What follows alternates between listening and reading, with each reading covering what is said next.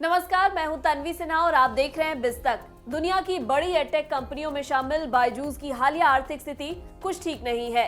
Company हर कुछ महीनों के अंतराल पर अपने कर्मचारियों को बाहर का रास्ता दिखा रही है। हाल ही में कंपनी ने कहा कि ग्लोबल इकोनॉमिक ग्रोथ में आ रही कमी के कारण कंपनी के मुनाफे में भी कमी आई है और ऐसे में बायजूस ने कर्मचारियों की छटनी और केरल ऑफिस बंद करने की बात कही। इन खबरों पर विवाद इतना बढ़ने लगा कि अब एजुकेशन सेक्टर की टेक कंपनी के सुर बदल गए हैं। क्या है पूरा मामला, आइए जानते हैं इस वीडियो में। हुआ यूं कि केरल के मुख्यमंत्री पी विजयन के साथ बातचीत के बाद कंपनी के फाउंडर बायजू रविंद्रन ने राज्य में नई भर्ती का ऐलान कर दिया है। रविंद्रन ने इस मामले पर केरल के मुख्यमंत्री पी विजयन के साथ बैठक की थी। इस बैठक के बाद उन्होंने राज्य में स्थित अपने कार्यालयों में से 140 कर्मचारियों को अन्य स्थान पर भेजने का निर्णय वापस ले लिया है। इतना ही नहीं, उन्होंने केरल में 600 लोगों को नौकरी पर रखने की योजना की भी घोषणा की है। बता दें, 31 अक्टूबर को कंपनी के मालिक बायजू रविंद्रन ने 2500 कर्मचारियों को एक इमोशनल मेल लिखा था, जिसमें उन्होंने कहा था कि कंपनी में आर्थिक अस्थिरता के कारण कर्मचारियों की छटनी करने की योजना वो बना रहे हैं। यह कहते हुए कि प्रॉफिट की राह पर चलने के लिए एक बड़ी कीमत चुकानी पड़ती है।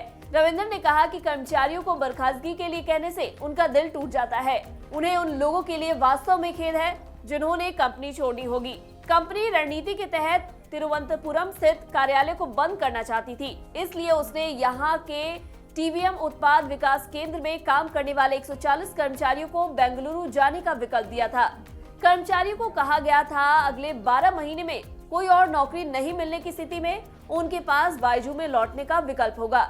हालांकि बायजू के संस्थापक रविंद्रन की मुख्यमंत्री विजयन के साथ बैठक होने के बाद कंपनी ने अपना फैसला पलट दिया है और कहा है कि वह राज्य में अपने कारोबार का विस्तार करेगी।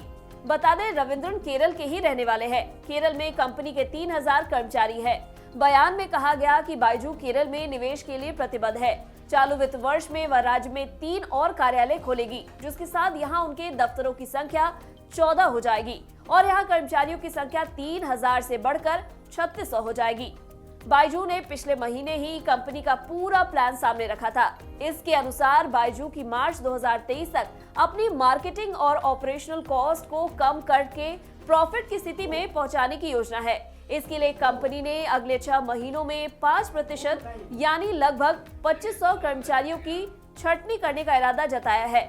वहीं कंपनी नई भागीदारियों के जरिए विदेशों में ब्रांड जागरूकता बढ़ाने पर ध्यान केंद्रित करना भी शुरू करेगी। इसके अलावा यह भारत और विदेशी कारोबार के लिए 10,000 शिक्षकों को नियुक्त करना भी इसके प्लान का हिस्सा मान रही है। कंपनी के इसी योजना को अमल में लाने के साथ ही विवाद बढ़ गया और केरल सरकार के एक मंत्री इस मामले में खुलकर कर्मचारियों के पक्ष में उतर गए। अगर आपको इस वीडियो में दी गई जानकारी पसंद आई हो तो इसे लाइक और शेयर करना ना भूलें। साथ ही बिजनेस जगत की खबरों से अपडेटेड रहने के लिए बने रहे हमारे साथ और देखते रहे बिज तक।